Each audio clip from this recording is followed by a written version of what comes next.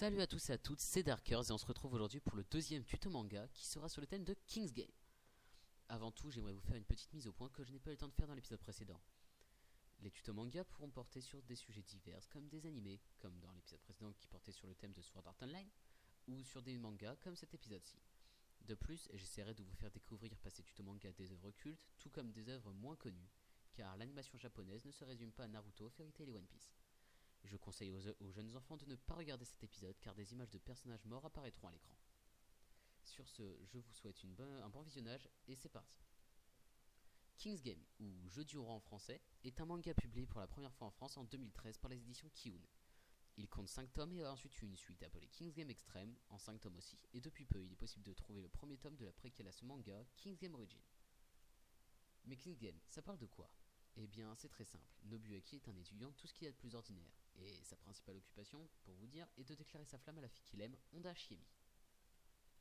Cependant, une nuit, Nobuaki, Shiemi et tout le reste de la classe reçoivent un message étrange sur leur téléphone portable. Ce message leur annonce que toute leur classe participe désormais à un jeu du roi. Les ordres du roi seraient absolus et doivent être exécutés sous 24 heures. De plus, aucun abandon ne sera toléré. Comme le premier ordre ordonne à deux élèves de s'embrasser, les élèves prennent ça à la rigolade. En effet, les premiers ordres ne seront pas d'une grande difficulté à réaliser. Cependant, les gages vont en s'intensifiant et vont vite devenir difficiles.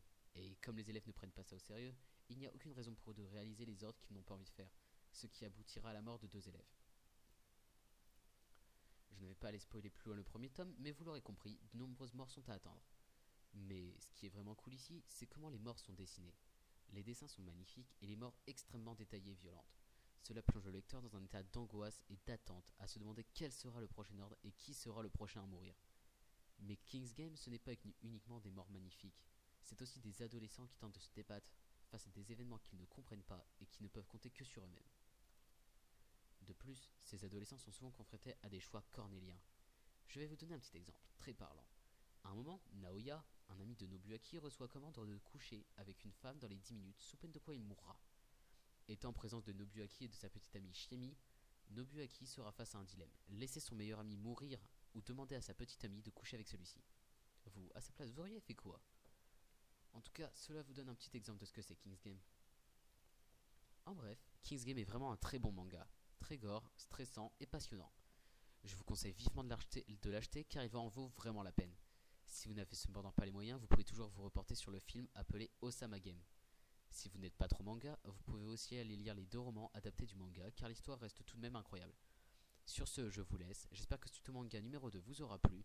Vous pouvez aussi me proposer les sujets de futurs tutos manga dans le commentaire et sur ce, je vous dis bye les gens.